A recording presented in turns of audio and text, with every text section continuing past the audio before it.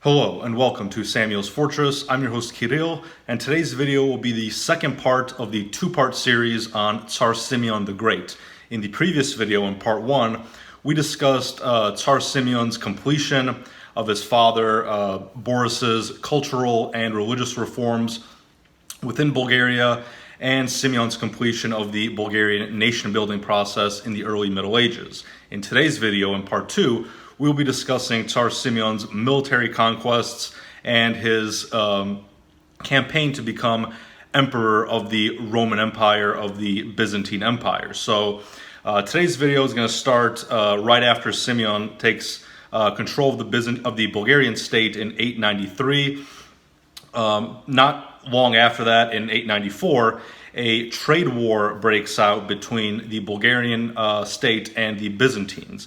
Now, some people say that this is the first trade war in European history. I'm not exactly sure about that claim, but nevertheless, a trade war does result basically from a decision by the Byzantines to relocate the Bulgarian markets from Constantinople to Thessaloniki. Basically, Constantinople, as you could imagine, is the Roman Empire's trade center. That is where all the foreign merchants come together and where they all have access to various foreign markets.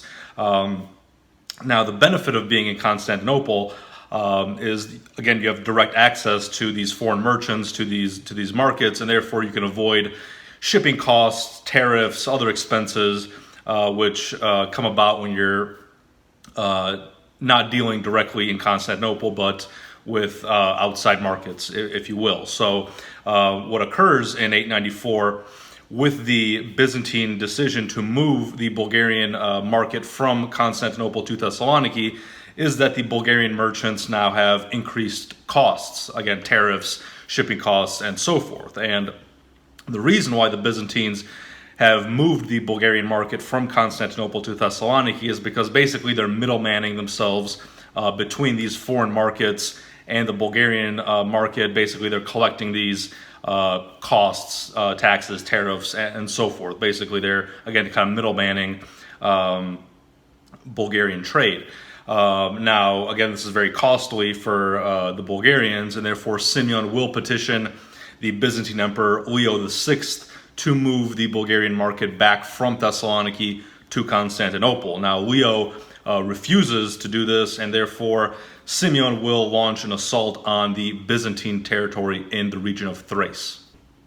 Now, as a result of these Bulgarian raids by Simeon into Byzantine Thrace, the Byzantines will respond, and they will send forces north into Thrace in order to push Simeon back out of that region.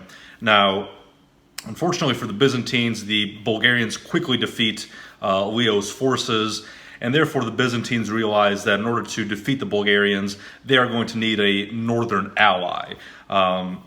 Basically here, the Byzantines will convince the Magyars, who are located basically kind of on the northern shore of the Black Sea. They will convince the Magyars to attack the Bulgarians from the north.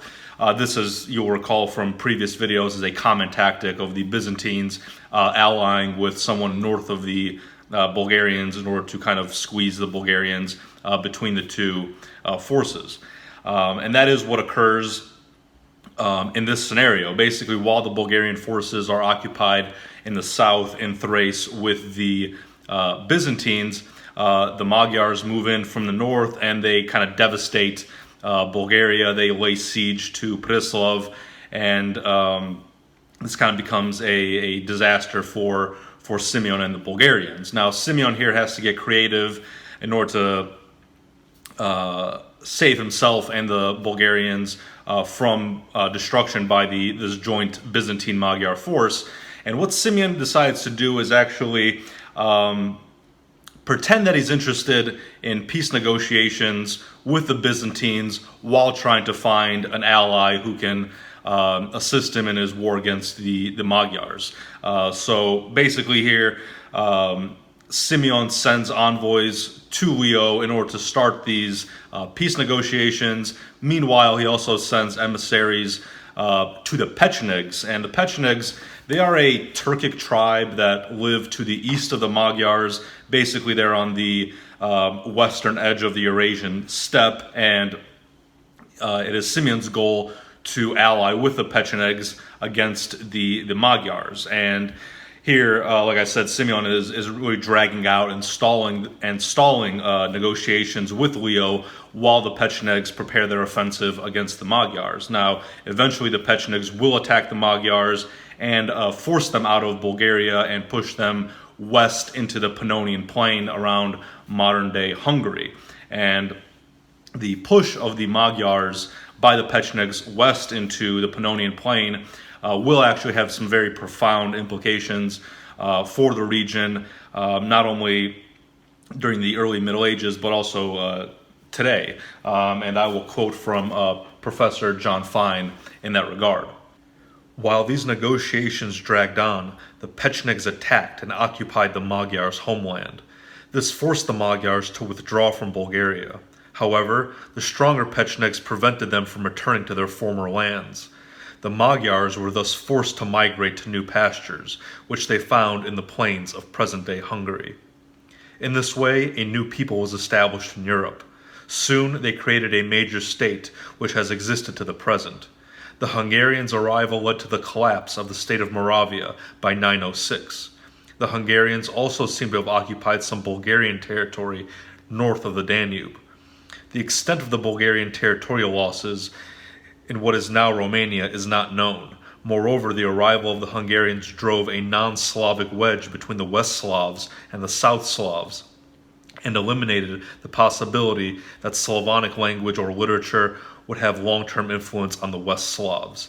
This was a factor, though not a major one, contributing to the triumph of Latin over Slavic among the West Slavs, the Czechs, Slovaks, and Poles. Finally, the arrival of the Pechenegs in Bessarabia split the Magyars from the Khazars with whom they had close ties.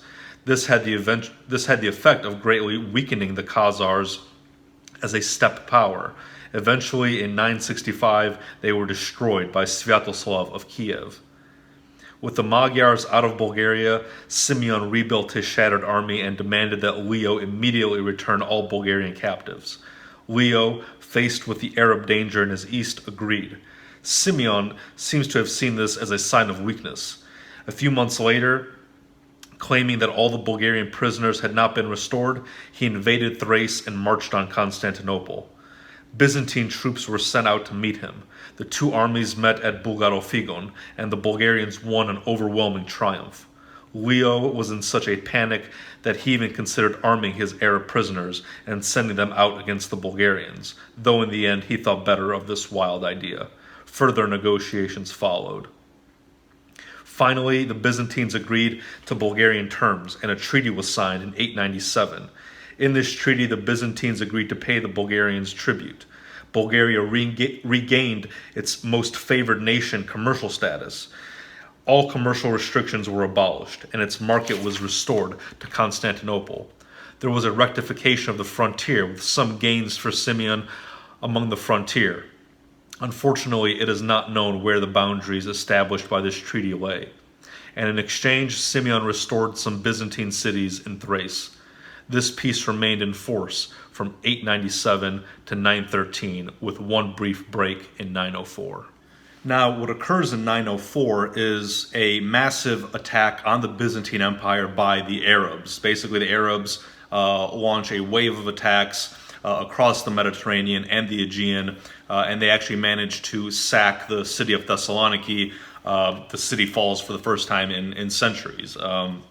Once the Arabs get into the city, they massacre the inhabitants, and they take slaves and treasure back with them to their homelands. Now, once the city is devastated, Simeon opportunistically starts advancing towards Salonika and threatens to take the city for himself. Here the Byzantines kind of panic and offer concessions to Simeon in exchange for him not taking the city. and what the Bulgarians receive in exchange for leaving the city of Thessaloniki is they receive some Thracian territory as well as a recognition of their claims over Macedonia. Here I will quote John Fine. John Fine writes, quote, "In exchange for not taking Thessaloniki, Simeon received great territorial compensation, some new territory in recognition of other territories long held but never recognized as Bulgarian by the empire.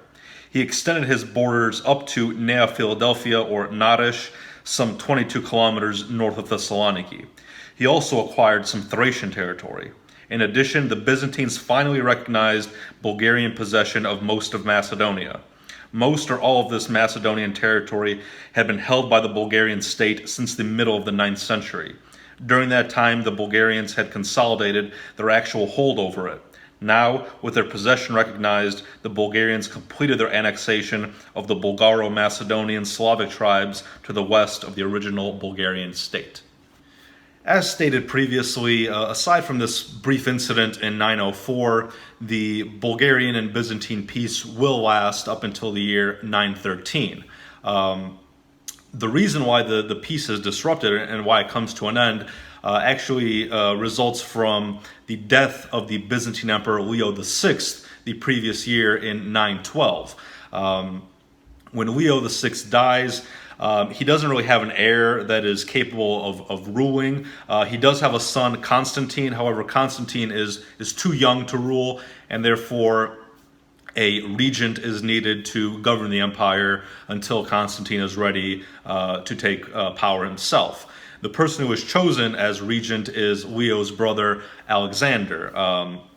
Alexander, one of the first things he does once he takes control is he refuses to pay Simeon the annual tribute that the Bulgarians are due as per the treaty of 897. And I will be quoting from Steve Runciman in this regard. "A few months after Alexander's accession, a Bulgarian embassy arrived in Constantinople. Simeon, very correctly, was sending to congratulate the new emperor and to ask for a renewal of the treaty concluded with Leo. Alexander received them immediately after indulging in an orgy, and with drunken bravado he sent them away, curtly refusing to pay any tribute.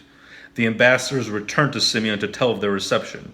He could hardly have been distressed. He had an excellent reason now to break the peace, and the empire, under this dying drunkard, would never be able to withstand him. He prepared for war." So we see here that as a result of this insult by Alexander, this refusal to pay tribute in accordance with the previous treaty, Simeon prepares to attack the Byzantine Empire. However, during these preparations, Alexander will die. He will die from a brain hemorrhage or a stroke at the age of 42. This is believed to have been caused by Alexander's excessive alcoholism.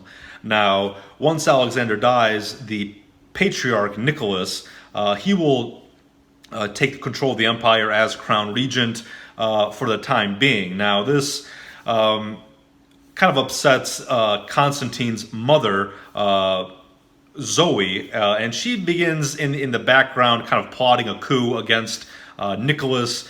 Zoe thinks that she should be regent in the meantime until Constantine is able to take control of the empire. So there's a lot of chaos occurring within Constantinople at this time. And Simeon correctly realizes this is actually the perfect time to attack the Byzantines. In the midst of this chaos, in August 913, Simeon appeared before the walls of Constantinople with an army. He was not seeking plunder. Simeon wanted nothing less than the crown. He had been educated in Constantinople and had swallowed hook, line, and sinker imperial ideology. He did not seek a Bulgarian empire existing side by side with Byzantium, as Boris had. Boris had visualized himself as Emperor of Bulgaria, having his own patriarch to preside over an independent Bulgarian church. Simeon, in the Byzantine tradition, understood that there could only be one empire on earth, that of the Romans. He wanted to regain Constantinople so that he could become the emperor and rule over a joint Greek-Bulgarian state called the Roman Empire. Thus, the threat from Simeon was different than that posed by Krum and the other barbarian raiders. Simeon did not primarily seek plunder in new territories to add to a second state. He sought to take over the existing state and rule over it as a Roman emperor.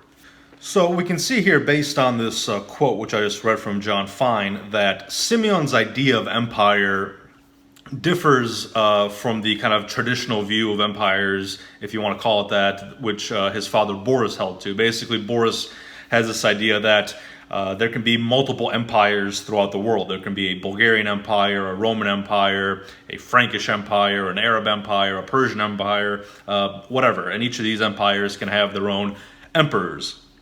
The difference here in the worldview and the outlook of Simeon from that of his father is that Simeon, due to the fact that he grew up in Constantinople, he attended the Imperial University there, he kind of has this Byzantine mindset, this Byzantine view of the concept of empire, in which only the only legitimate empire is the Roman Empire. That there can be only one empire and there can be only one emperor, and that is the Roman Empire with a Roman emperor. So Simeon sets that as his goal, not necessarily to become the emperor of the Bulgarians, although that is a kind of stepping stone, which we'll see here in a little bit. But his ultimate goal will be to become the Roman emperor. And in order to move closer to that goal, here again we see, as I just read, that Simeon will advance his armies on Constantinople during this chaotic period in the Byzantine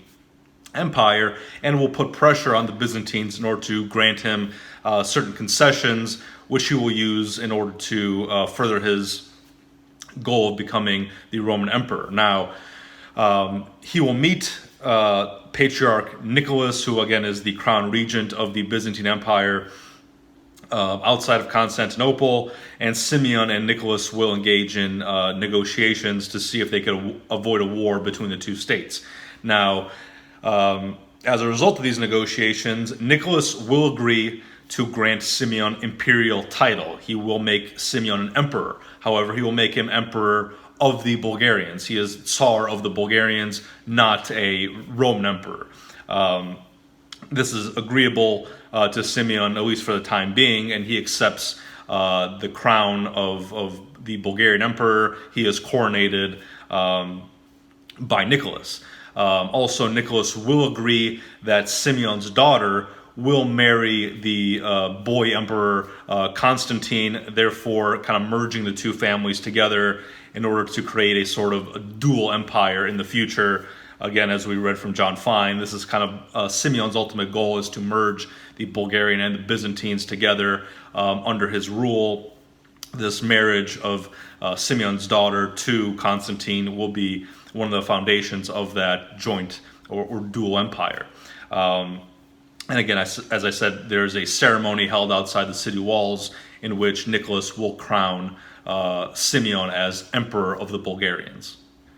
Now, as one can imagine, the Byzantine populace is not exactly happy with Nicholas for granting these concessions to Simeon and to the Bulgarians. Constantine's mother, Zoe, she capitalizes on this anger, which is felt by the Byzantine populace, and basically she just launches a coup against Patriarch Nicholas, basically ousting him as crown regent. Nicholas will remain as patriarch, but Zoe takes the position as regent, and one of the first things that Zoe does is she tears up the treaty that was just signed with Simeon. Basically, Zoe calls off the marriage between her son Constantine and Simeon's daughter. She revokes the imperial title that was given to Simeon, and actually she starts spreading rumors that the coronation was fake, that it was not legitimate, and so forth. Actually, John Fine in his book actually goes into great detail regarding the debates regarding whether the coronation was in fact legitimate or not. John Fine concludes that the ceremony was real, that Nicholas did actually crown Simeon emperor in a legitimate ceremony, despite the rumors that Zoe was spreading. But nevertheless, ultimately the imperial title will be revoked by Zoe, and the Byzantines will begin referring to Simeon not as emperor, but as prince or knyaz once more. Now, Simeon responds to this, to the Byzantines referring to him as a prince as opposed to an emperor, by referring to himself not as emperor of the Bulgarians, but as emperor of the Romans, in a way to kind of counter the Byzantines. So there's a bit of drama going on here as far as Simeon's imperial title. But nevertheless, it appears that Simeon, once the Byzantines revoke his imperial title, that Simeon actually goes, and it's not exactly clear what year this happens in, but he actually turns to the Vatican in the city of Rome for recognition of his imperial title, which apparently the Vatican grants him the title. They recognize that he is in fact emperor of the Bulgarians. It appears, although we're not really sure of this, there's not a whole lot of evidence to support this, but decades later, it may be the case that Tsar Samuel also played the same move. Basically, once his imperial title was put into question by the Byzantines, that he sought recognition of his title from the Vatican. Although there's not, like I said, a whole lot of evidence of this occurring, but it wouldn't be too strange if this was the case. Boris had basically set a precedent previously, if you recall from an episode a while back, where Boris kind of begins this Bulgarian tactic of playing the Vatican and Constantinople off each other in order to benefit the Bulgarian state. So it's not unreasonable that Simeon would have done this, and that Samuel would have also followed suit decades later. Now, ultimately, due to these actions by Zoe in walking back the agreements which the Byzantines entered into with Simeon, Simeon will respond by raiding Byzantine territory. Simeon will conquer land in Thrace, in Thessaly, and will actually push his armies all the way down into Corinth, basically reaching the Peloponnesus. This continues for several years, all the way up to the year 917, when Zoe finally decides to strike back at the Bulgarians with a massive Byzantine assault. Now, again, the Byzantines will try to ally themselves with a force to the north of the Bulgarians in order to attack the Bulgarians on two fronts. Here, the Byzantines will attempt to buy the loyalty of the Pechenegs, who we discussed previously. So here again, the plan is that the Byzantines will move north from Thrace into Bulgaria. The Pechenegs will move down across the Danube and attack the Bulgarians on two fronts. Here, the Byzantine force that is moving north is actually quite large. It is estimated to be somewhere around 30,000 men, and this Byzantine force will station itself in the Black Sea fort of Anchialos, which is the modern-day town of Pomoria in Bulgaria. Unfortunately for the Byzantines, the Pechenegs failed to invade Bulgaria. Basically, the Pechenegs were paid ahead of time, and they just simply take the money and back out of the deal. They see no reason to engage in battle. They've already been paid, so not a lot of loyalty here from the Pechenegs in relation to the Byzantines. So ultimately, without this Pecheneg assault from the north, the Byzantines now have to face the full force of Simeon's army at Anchialos, and it is believed that Simeon's army is about 15,000 men, or half of the Byzantine force. And in this Battle of Anchialos, which is quite famous in the early Middle Ages, this Battle of Anchialos ends up being a complete disaster for the Byzantines. They are massacred by the Bulgarians, and this has severe repercussions in Constantinople. Basically, Zoe, as a result of this failed Byzantine campaign, based on this disaster at the Battle of Anchialos, Zoe will be forced out of power, and she will be replaced by the Byzantine admiral Romanus. Romanus here, he kind of insults, if you will, Simeon by kind of mimicking his plans. Here, once Romanos becomes regent in Constantinople, Romanos will marry his daughter to Constantine, Zoe's son, and he will crown himself, Romanos will crown himself co-emperor of Byzantium. So here he basically does what Simeon's plan is, and Simeon is furious at this and responds by continuing his raids into the Byzantine territory in the Balkans, mainly in the region of Thrace. Now, you may be wondering what the relationship is between Bulgaria and its other neighbors during this entire time period. If we look to Bulgaria's west, we see a number of states at this time.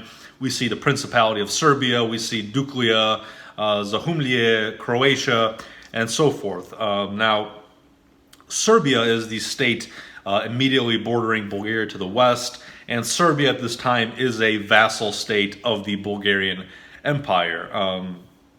Additionally, Simeon has allied himself with Michael of Zahumlje, who is at odds with the Serbian leader Peter. So I know it's a little bit confusing. Zahumlje is basically a state which corresponds. It's a medieval state which corresponds with the region of Herzegovina. Basically, Zahumlje is to the west of Duklja, or modern-day Montenegro, on the Adriatic coast.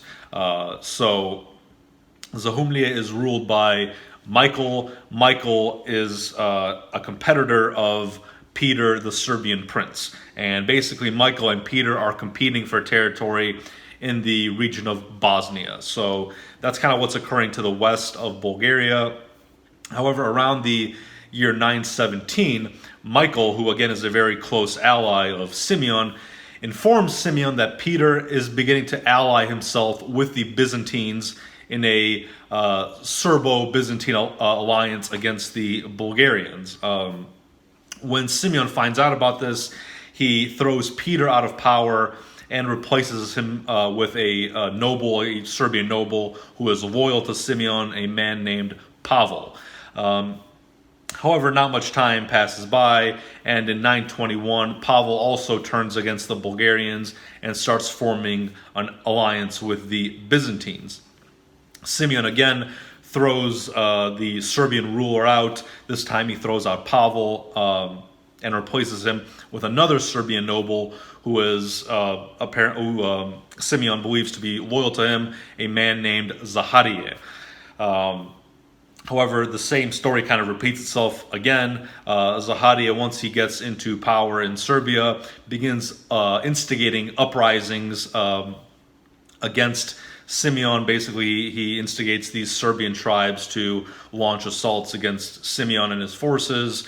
And in the year 924, basically having lost his patience with the Serbs, Simeon just decides to launch a campaign against them and invades Serbia. Basically here, the Serbian forces will be defeated by Simeon.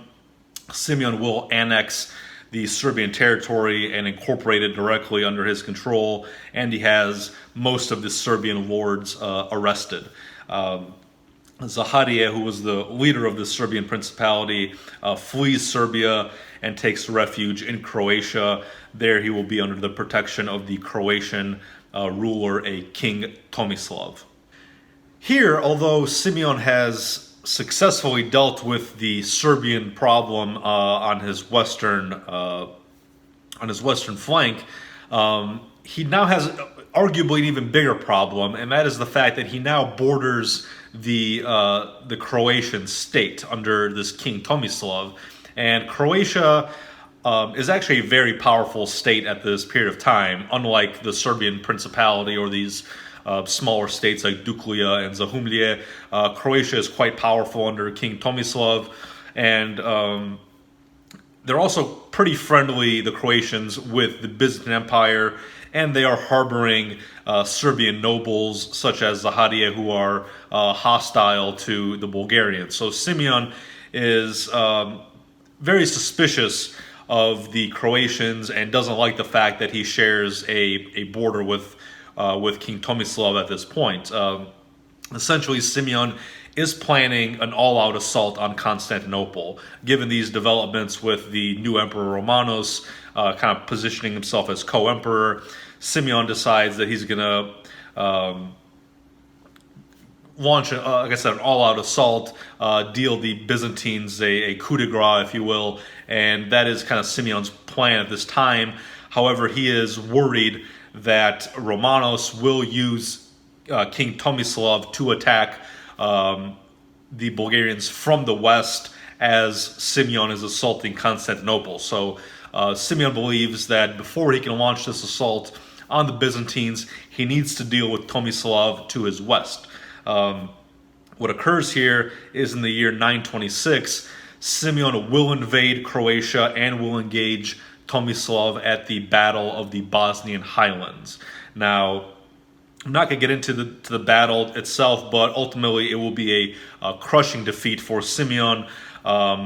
He will lose his command. I don't believe Simeon was actually present at the Battle of the Bosnian Highlands, but his commanders there will be defeated decisively, and Simeon will be forced to sign a peace treaty with King Tomislav. So Simeon is not successful in essentially pacifying the Croatians to his west. Nevertheless, he still wants to continue with his plan to invade Constantinople, to take the city, and so forth. So the preparations essentially for this assault on Constantinople will start taking place in the spring of 927. However, on the eve of the assault on the city of Constantinople, Simeon will die. He will die at the age of 62, 63. We're not really sure, but ultimately he will die. It is believed of heart failure, and that is essentially the end of the golden age of the Bulgarian Empire. Simeon's son Peter will take control of the empire. However, this will essentially be the high point of the first Bulgarian Empire under Tsar Simeon the Great.